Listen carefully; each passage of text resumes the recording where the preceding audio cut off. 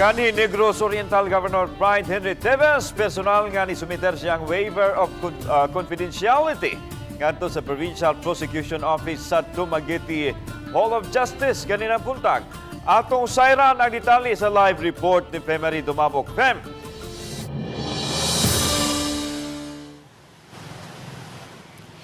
Lan gihimo kini sa kanhi gobernador isip pagtuman siyang saad nga andam niyang pabuksan ng mga bank accounts, contacts, call logs, emails ug uban pa nuno sa nagpadayon nga investigasyon nga gihimo sa DOJ ug matud pa pagpamatuod nga wa siya'y kalambigitan sa Degamo case o Pamplona massacre.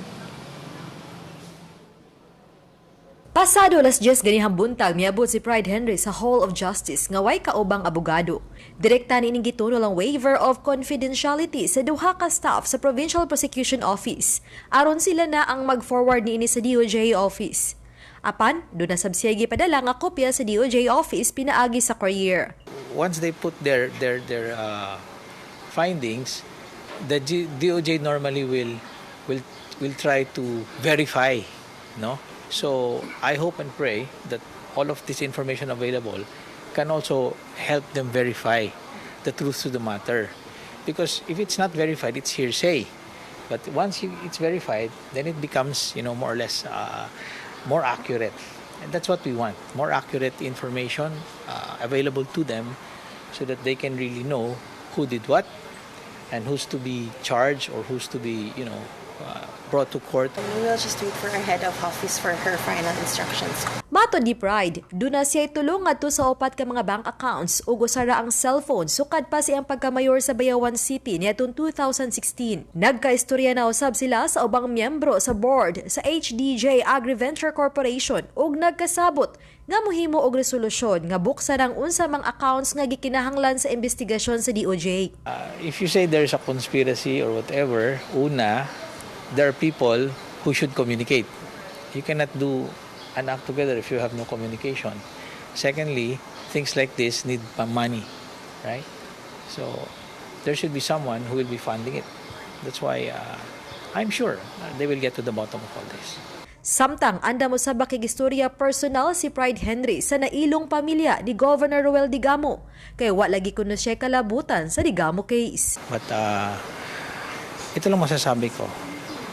I can look any one of their family straight in the eye and tell them straight that my conscience is clear. Even sa anak ng si Carlo, masasabi ko yan straight in their eyes. My conscience is clear, I have nothing to hide. That's why I'm opening everything up. Gisawayan pa sa Regional TV Balitang Bisdak nga makuha ang reaksyon sa byuda sa gobernador nga si Pamplona Mayor Janice Degamo. Samtang sugod nitong Lunes sa gabi, wala ko nung matawag kanila si Representative Henry Teves Jr. But my father contacted me and my brothers yesterday, and he said he himself, is already bent on him coming home, and I assume my mother and my father talked to him already.